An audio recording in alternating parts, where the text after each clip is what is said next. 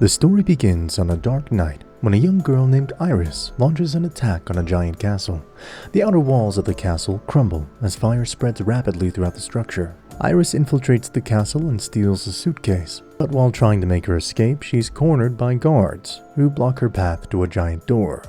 Thinking quickly, she uses some kind of a mysterious power to summon bombs that destroy the door and allow her to board a chopper.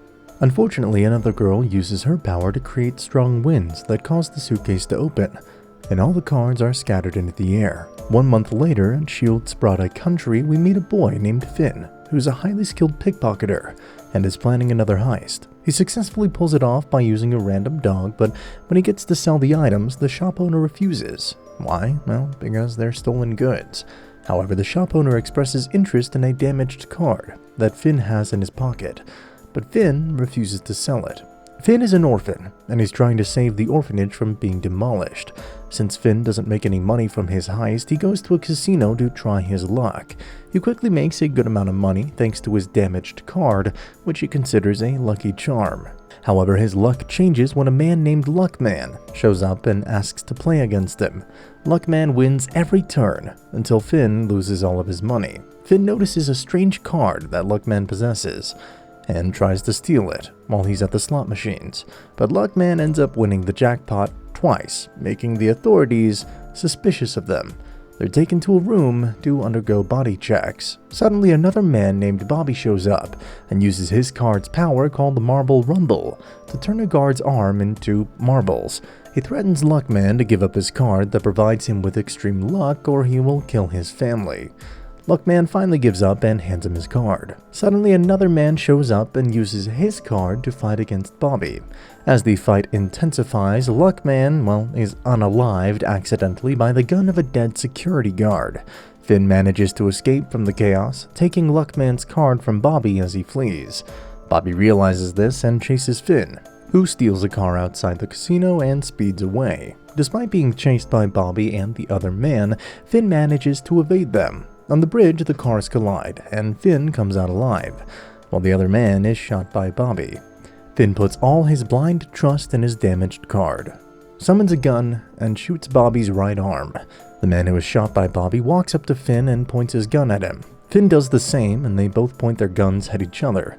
The man asks Finn to shoot him. Suddenly, a car rushes towards them, and vines come out of it, which capture Finn. Finn wakes up to find himself restrained by vines and surrounded by 3 people. One of them, Bernard, serves him tea and the vines disappear. Chris, the man from the previous night, enters the room and introduces himself.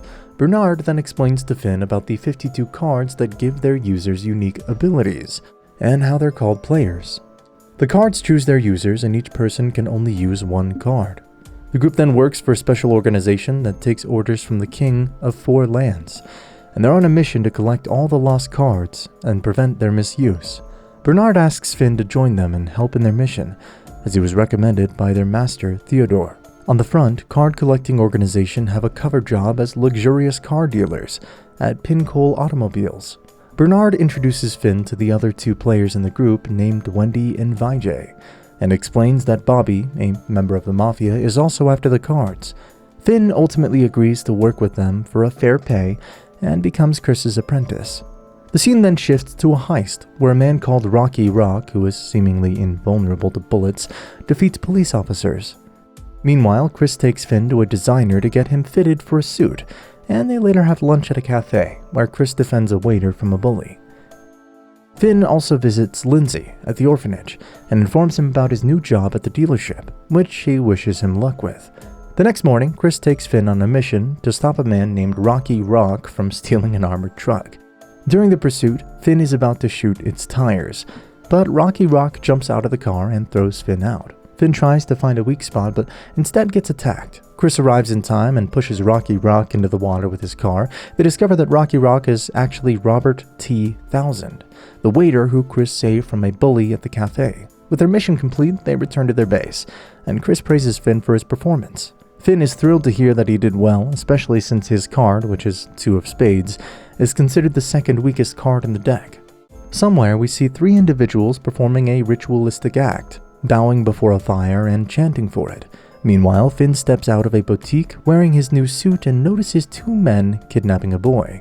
Finn chases the kidnappers using a scooter and shoots their van's tire to stop them. He rescues the boy and takes them to a safe place, but the kidnapper catches up and explains that they were seeking revenge against the boy's father because of a lost contract that left them with no money. The police arrive and arrest the kidnappers, but also apprehend Finn and the boy for using the gun publicly. In the police station, the boy tells Finn that he should not try to act like a hero because it can lead to trouble, and he walks out.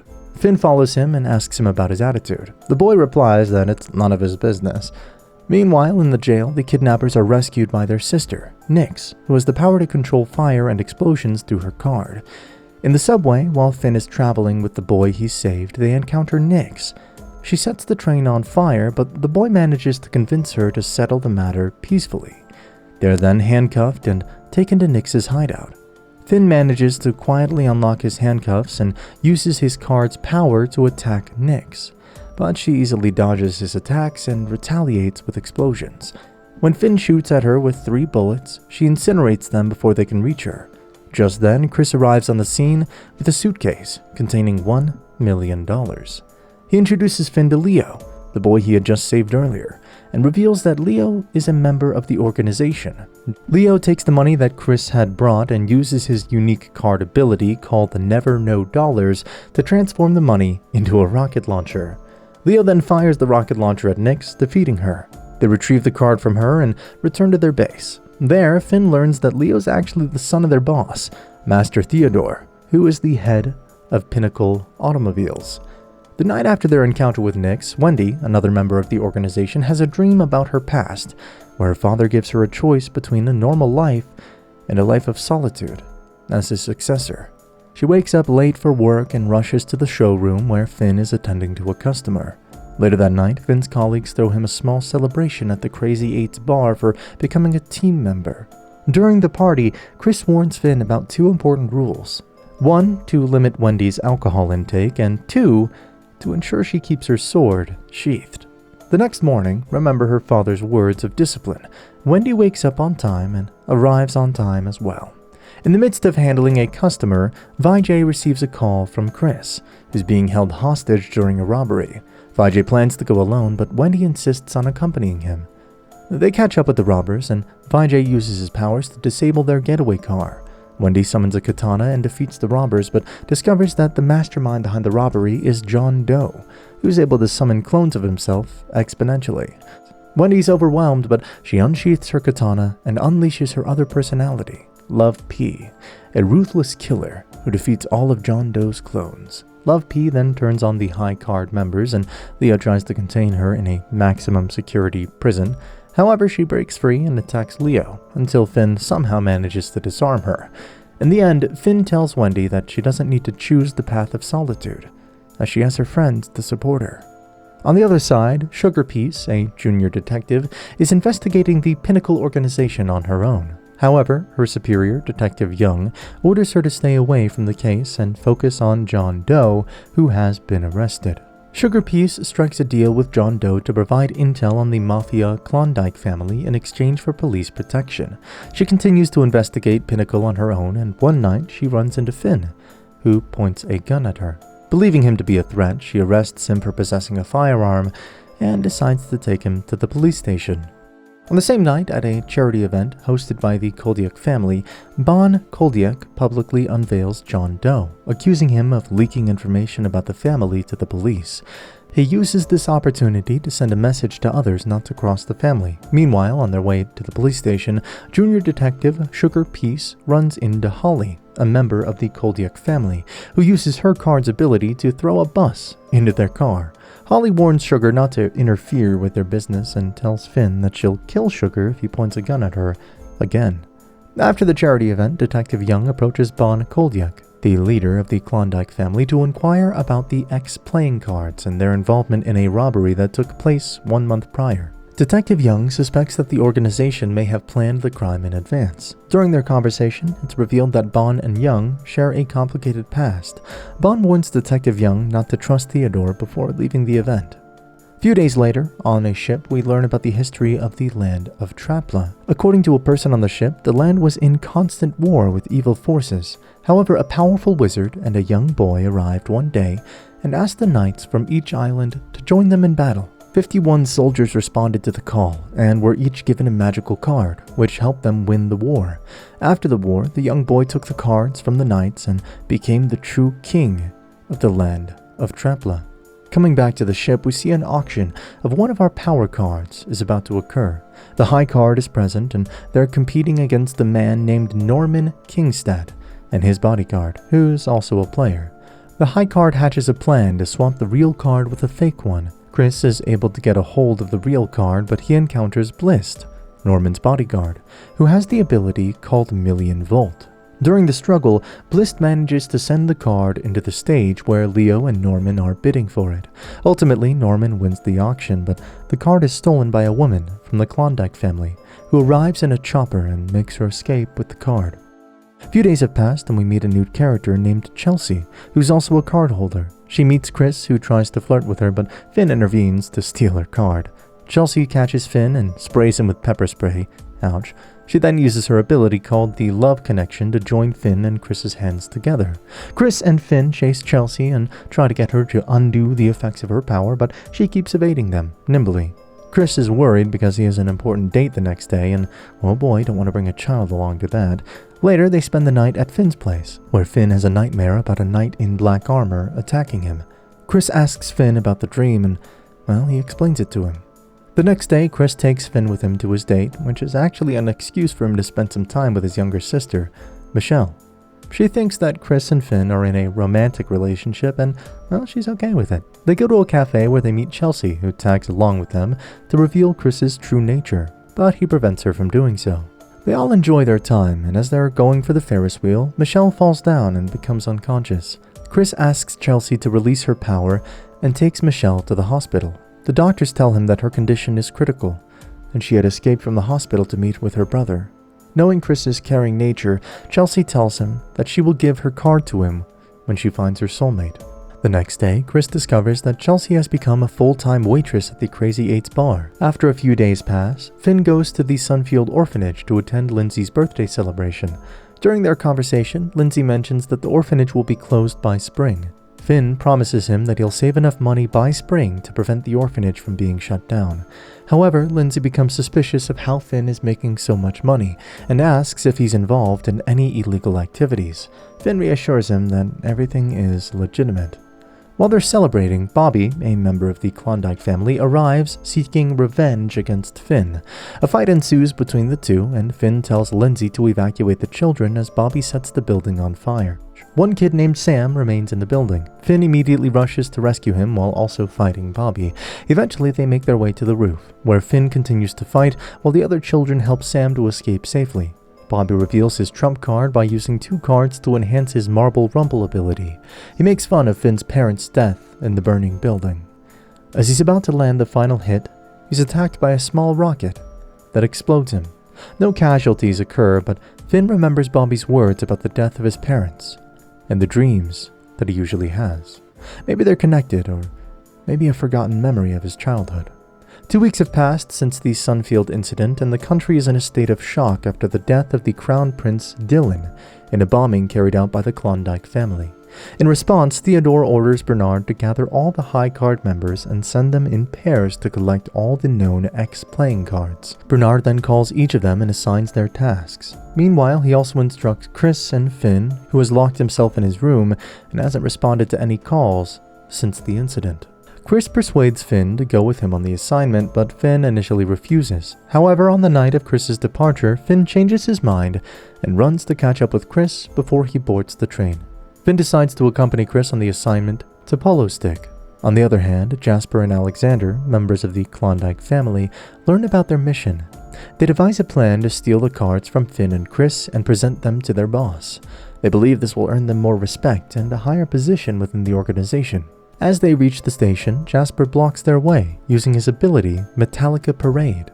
He threatens to crash the train and kill all the passengers unless they give him their cards. Chris explains that he is immortal due to his ability, and if Finn dies, he'll take his card with him. Jasper becomes nervous and removes the roof of the train. He attacks Finn, but Chris defends him and throws Finn off the train and into a river. Meanwhile, Alex drops rocks to sever the tracks. In desperation to save himself, Jasper lifts the tracks above the rocks to prevent the crash. As Chris exits the train, Jasper wraps him in a chain and takes him with him. On the other side, Finn is washed ashore and is found by a woman and her dog. She takes him to her cabin and treats his wounds. Finn wakes up in the cabin of Arya, a former High Card member. She tells him that she used to work with Theodore, Tyler, Chris's father, and other agents of the High Card. It was fun in the beginning, but later on she realized that Theodore was using her to carry out unethical missions. She explained that in a public bombing, Chris got badly injured, and his life was on the line. Tyler requested Theodore to use the X playing cards to save Chris's life. However, Theodore refused to use the cards, citing the prohibition of their use. Arya defied Theodore and helped Tyler use the X playing cards to save Chris's life. They managed to save Chris using 4 cards, but unfortunately the use of the cards took a toll on Tyler, and he lost his life. After this tragic incident, Arya left the High Card and isolated herself in the mountains, accompanied only by her dog. And they say diamonds are a girl's best friend. Coming back to the events, we see Jasper tutoring Chris as he cannot find his card. He relentlessly asks him, but Chris remains silent. Arya hands over her card to Finn, but they're suddenly attacked by Alex. In a bid to defend themselves, Arya activates her card's ability, Coming Home, which sends a barrage of rocks and heavy objects towards Alex. However, Alex uses his card's ability, G-Round, to create a shield from the ground and protects himself from the attack. Just as things look bleak for Arya and Finn, Chris shows up on the scene after escaping from Jasper. He joins forces with them to take down Alex, and they eventually succeed. Finn manages to seize Alex's card, but things take a dark turn when Chris unexpectedly shoots Finn in the chest, claiming that he didn't want Finn to know about his past. While driving, Chris recalls his past and sees the childhood version of him in Finn. He is also cheerful and happy as he used to be when he was a child. Meanwhile, Finn regains consciousness and finds himself in the pinnacle. He discovers that his life was saved by the card he had in his pocket. As Finn comes to grips with what had happened, he learns that Chris has stolen the cards from the High Cards, an act that is considered a betrayal. The group orders Finn to remain at headquarters while the other members go on a mission to protect the king and the other royal family members from impending attacks by the Klondike family. Chris calls out to Chelsea with his belongings, but their reunion is interrupted when the police arrive and attack him. Chris barely manages to escape using his car. Meanwhile, at the royal palace, Bon Klondike and his army of heavily armored soldiers arrive, and the raid on the royal castle begins. The members of the High Card are protecting the castle gate, just as Theodore instructed them to do. At the pinnacle, Lindsay meets Finn and shows Finn a money order that Chris had sent him to rebuild the orphanage. Finn realizes that Chris has 4 X playing cards with him, and he heads to the hospital to check on Michelle, only to find a phone number instead of her. Finn calls the number and Chris answers. He tells Finn about his plan to use 4 X playing cards to cure his sister at the cost of his own life. Finn tries to stop Chris from carrying out his dangerous plan, telling him that he considers him his family. However, Chris ignores Finn's pleas and runs away from the hospital's parking lot with Michelle in tow. As they make their escape, a mysterious man named Owen arrives and shoots at Chris, but he still manages to get away. Owen reveals that he works for Theodore, and he informs Finn that he's been fired from the High Card for breaking the order to stay at headquarters. To make matters worse, Owen then calls out 2 men who forcibly take Finn and escort him away. At the gate of the hospital, Detective Sugar Peace stops these men and asks them to hand over Finn. Finn seizes this opportunity and makes his escape by stealing the detective's car, which Chelsea happens to be in. Meanwhile, Bon Klondike provides assistance to Chris, helping him to clear out the police blockade and giving him the freedom to use the cards however he chooses. Leo and the other members of the High Card successfully defend the castle and rush to support Chris. On Finn's side of the story, the woman from the Klondike family arrives and attacks the car. She attempts to harm him, but Love P intervenes and saves him. Finn escapes with the help of Bernard, while the woman battles Love P in a fierce fight. However, Detective Young ultimately intervenes and shoots both of them. ending their conflict. Little anticlimactic. Chris takes Michelle to the Ferris wheel and uses 4X playing cards to try and heal her. Leo makes up with Finn and creates a giant pathway leading to the Ferris wheel, providing a clear path for them to follow. However, in a desperate attempt to save Chris, Finn uses his card to shoot one of the 4X cards. Despite the setback, 3 cards get used, saving Chris's life and healing Michelle to some extent. 3 days later, martial law is lifted and we see Chris lying in a hospital bed, recovering from the ordeal. Michelle is also shown to be in good health, suggesting that the cards were successful in healing her. Later, both Finn and Chris are shown to be hired again at the Pinnacle. However, due to Chris rejoining late, he's appointed as Finn's junior, suggesting that he still has some way to go to earn back the trust of his colleagues. Thank you so much for watching. I wanted to add a little bit of a thing at the end here. If you guys like the more ASMR style vibes, I will keep doing this. If not, I can go back to the normal way I usually narrate videos. I would love to hear your thoughts in the comments below, and any anime that you guys really want to have covered, please just leave down in the comment section below. Thank you guys again so much for watching.